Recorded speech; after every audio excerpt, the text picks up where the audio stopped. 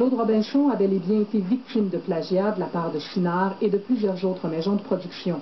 Il l'a toujours soutenu. Maintenant, le juge Claude Auclair de la Cour supérieure le reconnaît en toutes lettres dans un jugement massif. De regagner mon œuvre, d'avoir les droits, que mes droits d'auteur soient reconnus, ça, je suis particulièrement touché. Pendant 14 ans, il a dû mener un combat acharné contre les producteurs dont le comportement est inqualifiable selon le juge. Leur conduite des affaires est basée sur la tricherie, le mensonge et la malhonnêteté.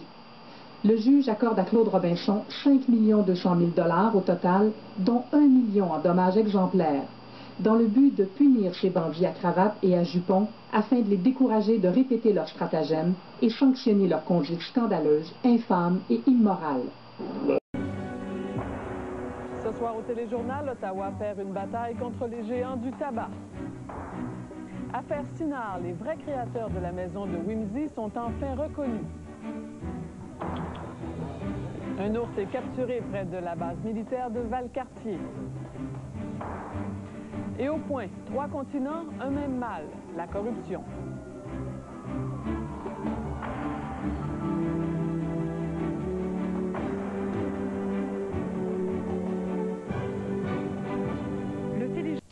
L'histoire finit bien pour les 4 créateurs de la série pour enfants La Maison de Whimsy, produite par Sinard. La maison de production a finalement reconnu le travail et accepte de verser des droits d'auteur qui leur reviennent. Jusqu'à maintenant, Sinard avait toujours refusé de mentionner leur nom au générique de l'émission. Les précisions de Sophie Langlois.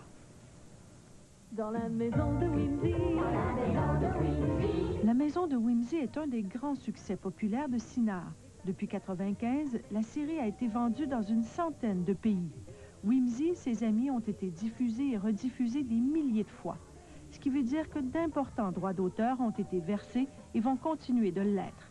Sinard fait aussi une petite fortune avec les produits dérivés.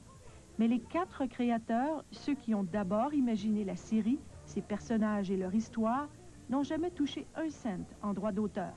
Sinard refusait de leur reconnaître la paternité de l'œuvre.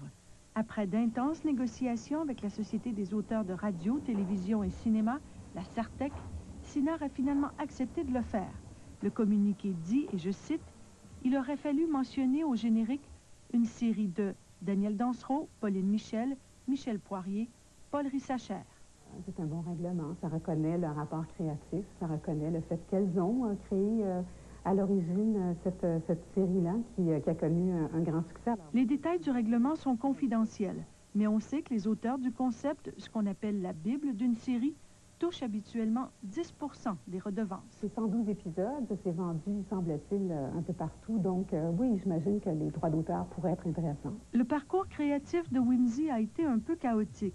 En fait, les marionnettes ont été conçues à Radio-Canada, qui les a vendues à Sinard.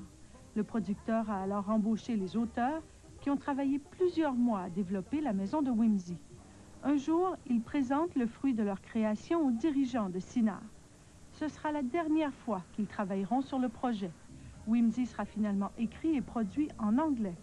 Les auteurs originaux étaient francophones. Sophie Langlois, Radio-Canada, Québec.